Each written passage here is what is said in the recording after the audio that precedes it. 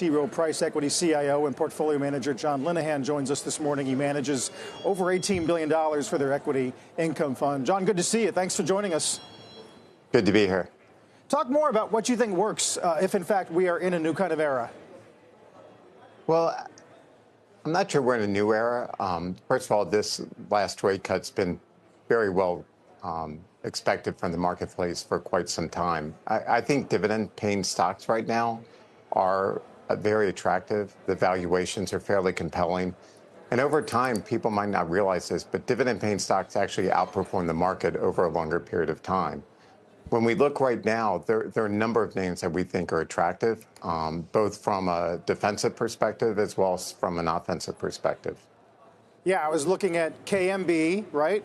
UPS, yep. Some others. Do they naturally lead you into, say, for example, packaged goods? No, what I'd say is, first of all, that our strategy, what we're trying to do is find companies that have a compelling balance between attractive fundamentals, attractive valuation, and also have dividend yield. We're not going to stretch and buy companies just because of the dividend yield. But in case of Kimberly-Clark, I think it's a very attractive defensive name. It's the number 1 or 2 player in its 3 categories, which is bath and tissue, infant care, which is diapers and training pants, as well as feminine care.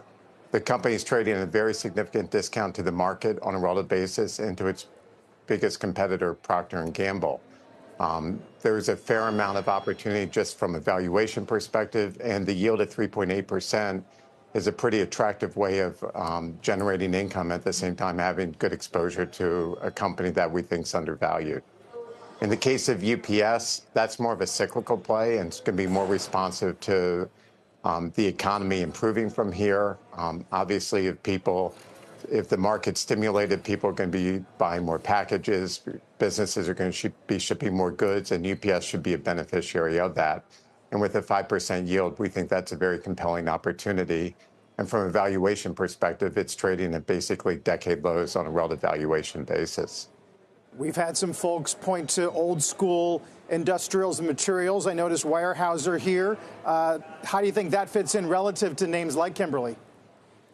I think Weyerhaeuser is a very attractive cyclical play. You know, with the Fed cutting, housing's going to be more attractive.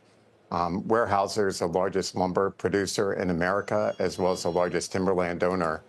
Right now, over a quarter of the lumber industry is operating below cash cost. Either prices are going to have to improve or you're going to see significant supply curtailment. Both should be advantageous and positive for Weyerhaeuser. Does this kind of playbook, John, suggest that you think the rest of the market where there is momentum in mega cap tech and AI and even infrastructure build out, do you think the valuations there are overly rich? I don't want to. I'm not sure they're overly rich. I think that there's a lot in AI that we need to be responsive to, and I think it is going to be a continuing secular theme for the economy.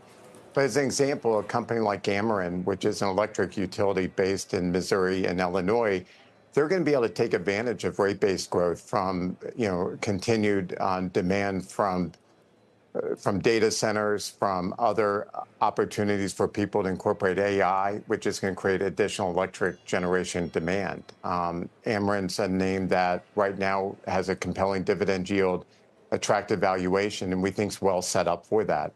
I think the companies we're talking about are just very attractively valued. It doesn't mean that other parts aren't well valued. It's just there is a very compelling element from both a valuation as well as a fundamental setup for a number of the names in our portfolio. Yeah, that's a good point. And certainly market's going to get some fresh eyes on it if, in fact, we're in the midst of a new kind of cycle regarding monetary policy. Appreciate it very much, John, as always. Good to see you. John Linehan, T. Rowe Price.